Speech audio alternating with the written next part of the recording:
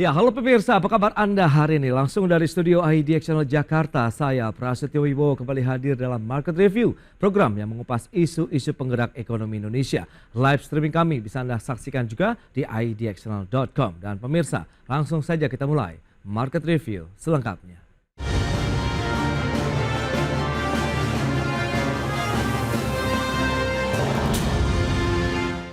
Ya, pemerintah hingga kini terus berupaya membangun ekosistem kendaraan listrik dari hulu ke hilir dan salah satunya adalah baterai. Sementara itu PT Industri Baterai Indonesia atau Indonesia Battery Corporation IBC mengungkapkan kebutuhan investasi untuk membangun ekosistem baterai kendaraan listrik di dalam negeri diperkirakan mencapai 6 miliar dolar Amerika. Presiden Joko Widodo pada bulan Juli lalu telah meresmikan ekosistem baterai dan kendaraan listrik Korea Selatan di Indonesia di Kabupaten Karawang, Jawa Barat yang disebut sebagai pabrik sel baterai kendaraan listrik yang pertama dan terbesar di Asia Tenggara. Langkah tersebut menjadi bukti komitmen pemerintah dalam membangun ekosistem baterai kendaraan listrik di tanah air. Meski demikian, untuk membangun ekosistem baterai kendaraan listrik di Indonesia membutuhkan dana dan investasi yang tidak sedikit. PT Industri Baterai Indonesia atau Indonesia Battery Corporation IBC mengungkapkan setidaknya dibutuhkan anggaran hingga mencapai 6 miliar dolar Amerika Serikat. Jumlah kebutuhan penanaman modal tersebut untuk memproduksi baterai kendaraan listrik yang mencakup infrastruktur dari hulu ke hilir. Indonesia juga tengah menjalin kerjasama di sektor energi terutama di bidang mineral kritis dengan negara-negara Afrika guna mendukung pengembangan ekosistem baterai kendaraan listrik. Sebab untuk memproduksi baterai kendaraan listrik, Indonesia membutuhkan banyak mineral kritis yang tidak terbatas hanya nikel saja. Selain nikel, baterai kendaraan listrik juga terbentuk dari komponen litium, kobalt, mangan, alumina, timah, dan lainnya.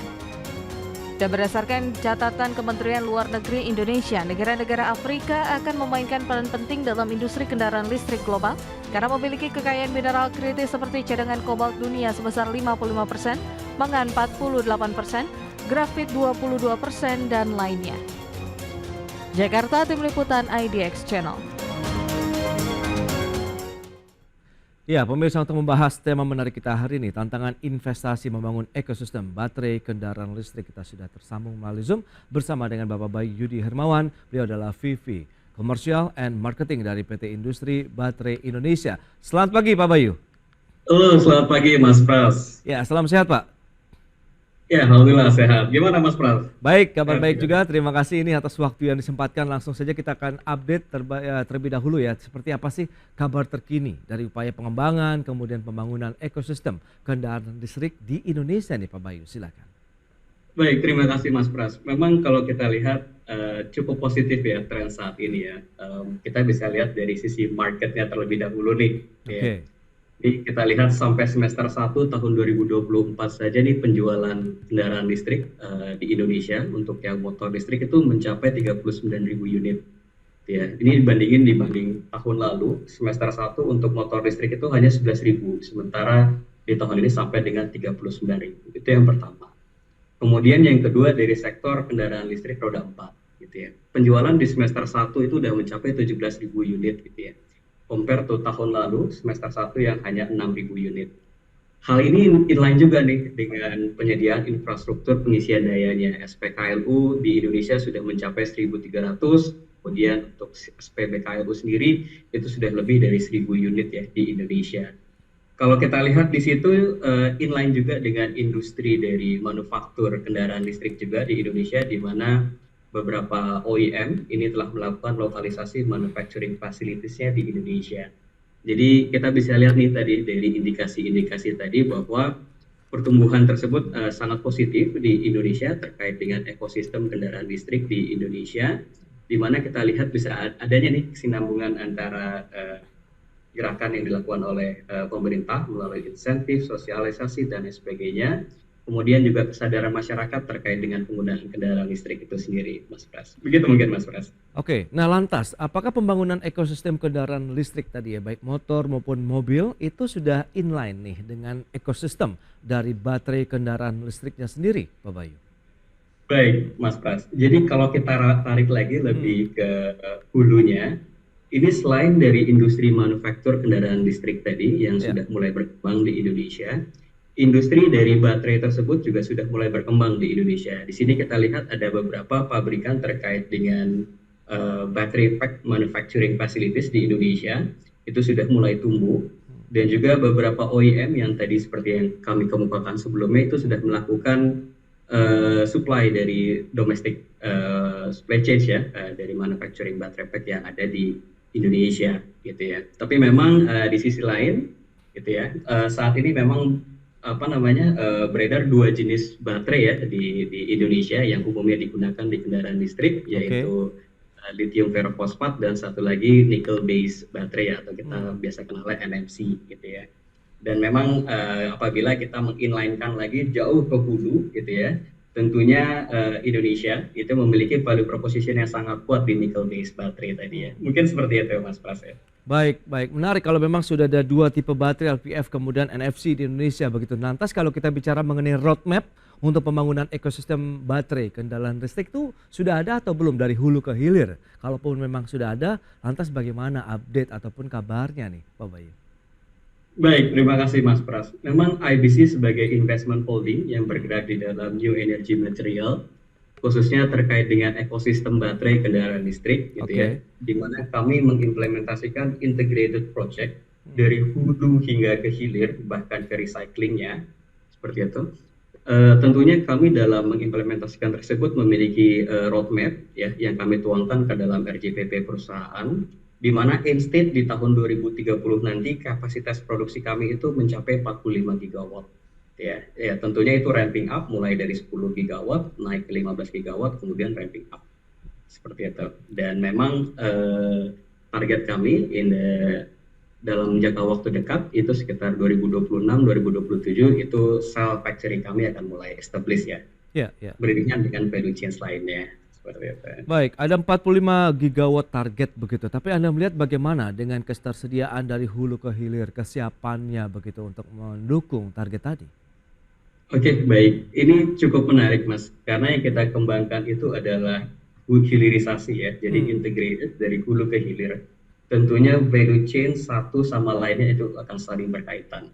Dan itu yang kami ikhtiarkan, pengembangan terintegrasi dari hulu dan hilir, karena memang mostly komponen baterainya itu tersedia di Indonesia ya, dari bahan baku Indonesia. Memang ada beberapa komponen yang bahan baku yang tidak tersedia di Indonesia, seperti lithium maupun cobalt sulfate, tapi secara perlahan kami yakin isu terkait dengan remaining supply chains yang tidak tersedia di Indonesia ini bisa kita atasi ya melalui long term supply, kemudian onshoring teknologi dan lain sebagainya. Baik. Nah, IBC menyebutkan bahwa kebutuhan dana investasi untuk membangun ekosistem sendiri cukup besar begitu ya, sekitar 6 miliar dolar Amerika. Bisa Anda jelaskan lebih jauh, tapi tahan dulu jawabannya Pak Bayu, kita akan jeda dulu sebentar. Dan pemirsa, pastikan Anda masih bersama kami.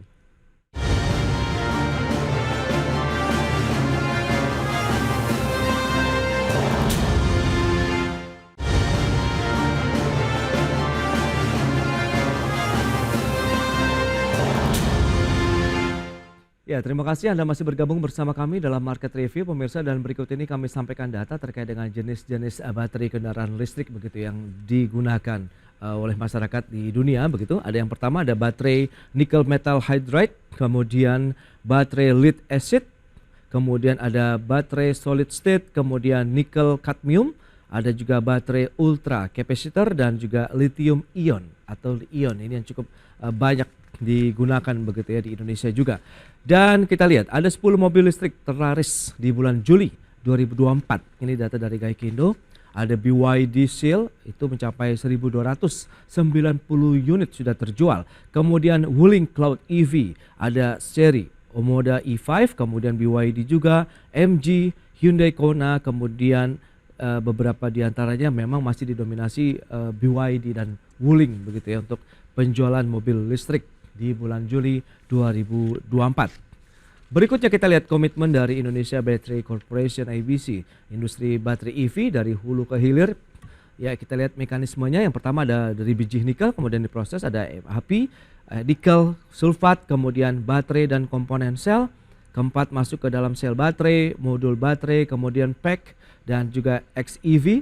Ini jenis kendaraan-kendaraan yang menggunakannya. Kemudian ISS Ini juga menjadi salah satu media penyimpanan begitu untuk daya listrik dan infrastrukturnya. Dan terakhir ada daur ulang yang sudah dilakukan oleh IBC. Kita akan lanjutkan kembali perbincangan bersama dengan Bapak Bayu Yudi Hermawan. Baik, Pak Bayu, kita akan lanjutkan kembali. Dari beberapa data tadi yang sudah disampaikan, memang di Indonesia yang digunakan LFC dan MFC ya untuk kendaraan listriknya begitu. Tapi Anda melihat bagaimana dengan kondisi saat ini begitu? Biayanya tadi disampaikan begitu 6 miliar dolar Amerika. Memang sebesar itu, dan ini apakah bisa mencakup untuk memang proses hulu ke hilirnya, Pak Bayu?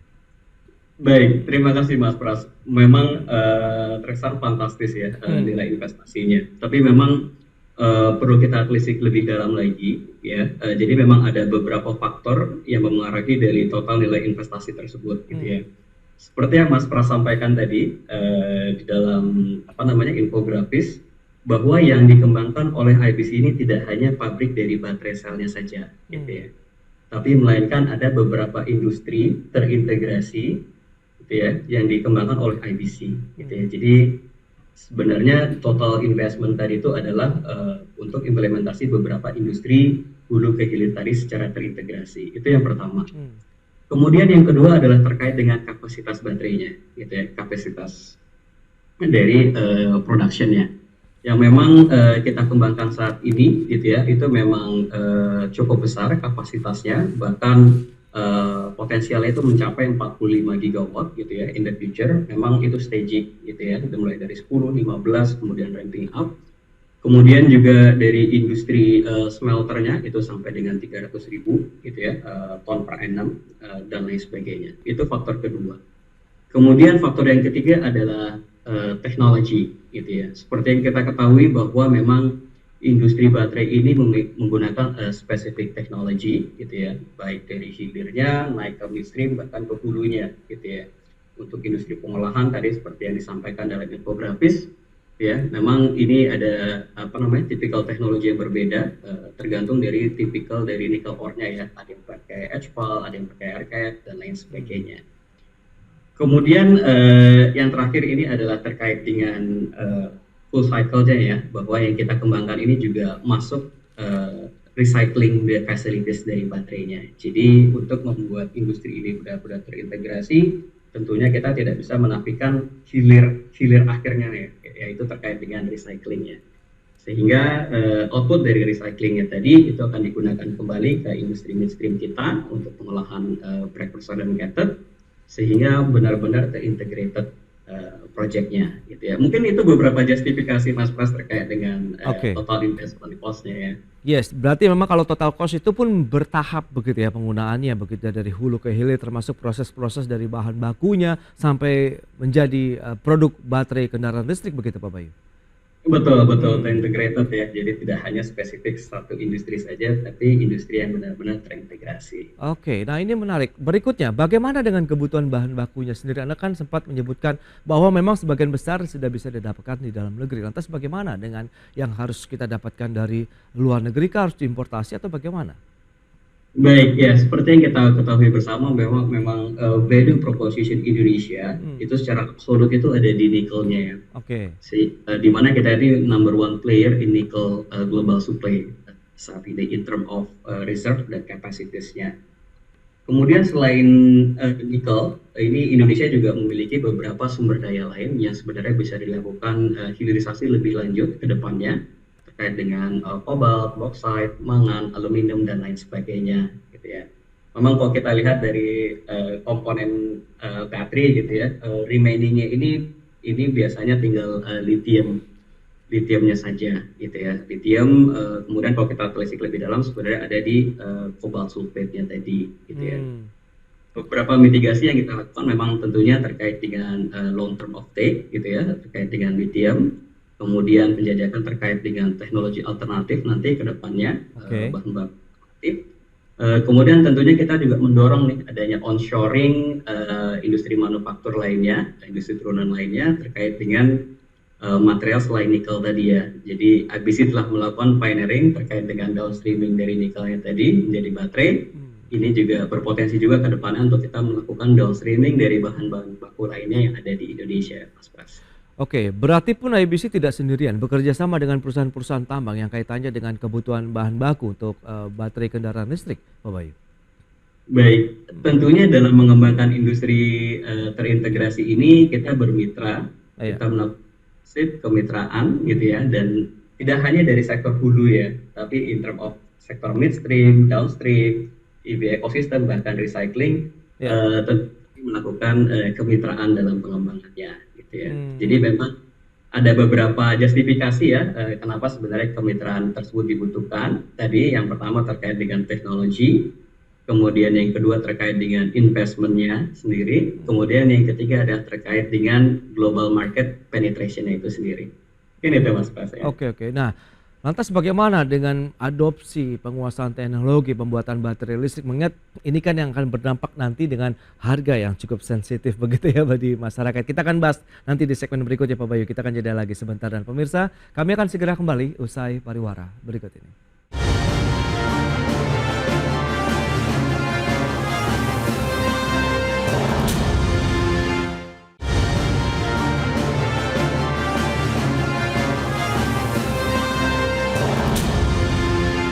Baik pemirsa, kita akan lanjutkan kembali perbincangan menarik ini bersama dengan Bapak Bayu Yudi Hermawan. Beliau adalah VP Commercial and Marketing dari IBC. Menarik ini kalau kita cermati dengan adopsi penguasaan teknologi pembuatan baterai kendaraan listrik oleh IBC sendiri, Indonesia Battery Corporation. Ini sudah sejauh mana, mengingat ini kan kaitannya nanti ya kita tahu lah price ini sangat sensitif begitu di Indonesia, apalagi untuk kendaraan listrik. Pak Bayu, silakan.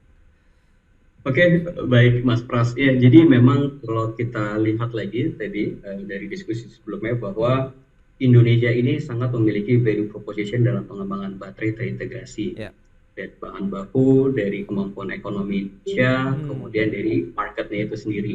Remainingnya apa nih? Seperti yang Mas Pras sampaikan tadi, memang ada technology gap gitu ya, terkait dengan penguasaan teknologi yang ada di Indonesia, gitu ya, atau yang dimiliki oleh Indonesia sendiri. Pada saat ini kami coba memitigasi hal tersebut dengan melalui kemitraan strategis ya, terkait dengan kebutuhan dari teknologi tadi. Karena memang teknologinya ini cukup spesifik dalam tiap-tiap rantai value chain-nya ya. Jadi kita nggak hanya berbicara terkait dengan teknologi dari baterai selnya itu sendiri gitu ya, tapi juga teknologi terkait dengan pengolahan nikelnya, pengolahan baterai active materialnya tadi ya, precursor cathode, hingga teknologi terkait dengan recycling facilities-nya. Jadi fase awal ini dalam rangka mengakselerasi hilirisasi yang ada di Indonesia, kami melakukan kemitraan strategis ya. Kemudian kedepannya tentunya kami juga akan menjajaki terkait dengan alih teknologi maupun juga pengembangan teknologi dalam negeri seperti itu. Jadi kita memang lakukan secara staging. Mungkin seperti itu Mas. Ya, berarti menjalin kerjasama dengan perusahaan-perusahaan multinasional begitu ya dalam membangun ekosistem baterai kendaraan listrik di Indonesia. Tapi lebih di bagian yang mana? Teknologinya, kemudian memang kepada distribusi dan produksinya kah atau bagaimana kalau kita lihat kerjasama itu? Baik, jadi kerjasama tadi dalam 3 poin ya, Mas Pras ya. Tadi seperti yang kami sampaikan, yang pertama terkait dengan teknologi adoption, dari processing facilities, kemudian dari end produknya, karena memang end produknya ini harus dapat diterima oleh global market seperti itu ya. Kemudian kerjasama yang kedua adalah terkait dengan investasi. Jadi ya, seperti yang kita ketahui ini cukup fantastis. Tadi nilai investasinya tentunya kita membutuhkan kemitraan terkait dengan investment tadi. Kemudian yang ketiga adalah terkait dengan global market penetration. Jadi memang mitra-mitra global dari pemain baterai ini mereka juga memiliki captive market di global, gitu ya. Sehingga produk-produk yang nantinya dihasilkan dari hilirisasi bahan baku Indonesia itu dapat melakukan penetrasi di pasar global. Oke, berarti Indonesia tidak hanya memang menjadi market tapi bisa menjadi basis produksi juga ya untuk baterai-baterai kendaraan listrik yang kemudian diekspor kemudian digunakan oleh kendaraan listrik dari perusahaan-perusahaan multinasional tadi di luar negeri, begitu Pak Bayu? Betul Mas Pras, ya. Oke, nah tantangan apa saja berarti yang masih dihadapi IBC sendiri dalam membangun ekosistem baterai kendaraan listrik sejauh ini? Baik, ini sangat menarik Mas Pras ya. Jadi karena terkait dengan industri terintegrasi tadi, Ya. ini tipikal industrinya juga berbeda gitu ya. Kalau kita lihat di industri upstream to midstream, ini mungkin lebih erat kaitannya dengan industri pengolahan material ya, gitu ya. Oke. Pengolahan tambang, pengolahan bahan aktif dan lain sebagainya. Sementara kalau untuk downstreaming ya di sel baterai itu lebih erat kaitannya dengan industri manufaktur. Jadi tiap-tiap value chain tadi memang memiliki tantangannya masing-masing. Kemudian secara in general dari apa yang kita lakukan sekarang, selain terkait dengan beberapa constraint yang kami sebutkan tadi terkait dengan teknologi, investment capabilities, kemudian access to global market penetration, mungkin hal lainnya yang perlu kami sampaikan di sini adalah terkait dengan workforce-nya atau kapabilitas sumber daya manusianya. Karena memang baterai ini merupakan adopsi dari teknologi yang cukup baru di Indonesia ya khususnya, sehingga tenaga-tenaga ahli dalam bidang baterai kemudian material aktif gitu ya, ini sangat dibutuhkan saat ini ya dalam pengembangan industri terintegrasi di Indonesia. Kemudian tantangan lainnya adalah terkait dengan disrupsi dari alternatif teknologi ya, di mana saat ini memang ada beberapa jenis baterai ya yang memang dari sisi supply chain-nya saat ini tidak tersedia atau belum cukup ada di Indonesia seperti itu. Ini itu Mas Bro. Baik, dengan beragam tantangan yang dihadapi oleh IBC untuk membangun ekosistem baterai kendaraan listrik di Indonesia, lantas sejauh mana dukungan pemerintah nih dalam bentuk payung hukumkah, kebijakan, insentif dan lain untuk membangun ekosistem tadi? Baik, saat ini kami merasa sudah ke arah yang cukup baik ya, Mas Pras, di mana kalau kita lihat dari sisi hilir, dari sisi konsumernya, itu sudah ada beberapa insentif atau dukungan dari pemerintah sehingga masyarakat bisa mengadopsi kendaraan listrik dengan lebih terjangkau. Ya. Begitu juga dari sisi pengisian dayanya, infrastruktur, itu teman-teman dari PLN, kemudian dari sektor swasta juga sudah mulai bergerak untuk penyediaan fasilitas pengisian dayanya. Itu dari sisi hilirnya Mas ya. Kemudian dari sisi pelaku industrinya, saat ini memang ada beberapa dukungan ya dari pemerintah terkait dengan insentif dan lain sebagainya, sehingga para pelaku usaha tadi industri manufaktur ini sudah mulai mendirikan pabrik-pabriknya di Indonesia. Itu hal tersebut terkait dengan tax exemption, kemudian juga ada pembebasan beberapa bea impor dan lain sebagainya. Jadi kami rasa ini sudah cukup berkembang ke arah yang cukup baik ya Mas. Baik, berarti dukungannya juga sudah oke, tinggal nanti menunggu waktu saja kesiapan dari infrastrukturnya. Lantas manfaat apa saja yang bisa diraih Indonesia akhirnya bila ekosistem kendaraan ataupun baterai kendaraan listrik ini sudah tertata dengan baik begitu? Ya, baik Mas Pras, ini yang merupakan ultimate goals dari ikhtiar kami gitu ya dalam mengembangkan industri hulu ke hilir tadi. Tentunya ikhtiar yang utama itu adalah terkait dengan penurunan emisi ya tadi, karena memang goals masa depannya itu ada net zero emission gitu ya, dalam rangka menuju Indonesia Emas 2045 hingga 2060 nanti dengan target net zero emission. Yang tentunya penurunan CO2-nya IBC nanti di saat end state di 2030 tadi itu kami estimasikan mencapai 9 million ton per annum ya, penurunan CO2 emission-nya tadi. Itu yang pertama. Kemudian yang kedua tentunya terkait dengan potensi GDP impact untuk pemerintah Indonesia, untuk bangsa Indonesia, di mana di sini kita lihat potensinya itu mencapai 3.000 triliun ya apabila memang industri terintegrasi termasuk ekosistemnya tadi tumbuh di Indonesia. Nah ini ada multiplier effect nih dibandingkan memang kita hanya mengekspor bahan baku nikelnya saja. Kalau kita lakukan downstreaming lebih lanjut, ini multiplier effect-nya sampai dengan 9 kali gitu ya. Kemudian terakhir itu terkait dengan penyerapan tenaga kerja. Di sini kita estimasikan untuk tenaga ahlinya saja, seperti tadi kebutuhan engineering, high level workforce dan lain sebagainya, itu mencapai 2.000 pekerja, itu ya. Belum termasuk nanti pekerja-pekerja yang ada di lapangan, kemudian industri-industri turunan dan lain sebagainya. Terakhir, ini juga membantu pemerintah Indonesia untuk mengurangi ketergantungan dari impor fuel ya, di mana potensinya itu mencapai 29 juta barrel per tahun. Seperti itu Mas Bras. Wow, berarti manfaat yang bisa diraih benar-benar luar biasa sekali dari sisi revenue tadi 3.000 triliun ini potensinya terbuka lebar. Kemudian Iya, ada GDP impact. iya untuk GDP impact, kemudian penciptaan lapangan kerja mungkin bisa di atas 2.000 kalau tadi kan baru tenaga ahlinya saja. Belum lagi tadi memang ketergantungan BBM kita juga masih cukup tinggi begitu ya. Dan semoga benar-benar bisa terrealisasi dengan baik. Kita tunggu nanti hasilnya dari IBC ini. Pak Bayu, terima kasih banyak atas waktu sharing dan informasi yang sudah Anda sampaikan kepada pemirsa pada hari ini. Selamat melanjutkan aktivitas Anda kembali. Salam sehat, Pak Bayu. Terima kasih. Terima kasih, Ya. terima kasih. Baik pemirsa, jangan beranjak dari tempat Anda karena sesaat lagi kami masih akan kembali tentunya dengan informasi dan tema menarik lainnya. Efektivitas pemindahan pintu masuk impor 7 komoditas. Market Review segera kembali.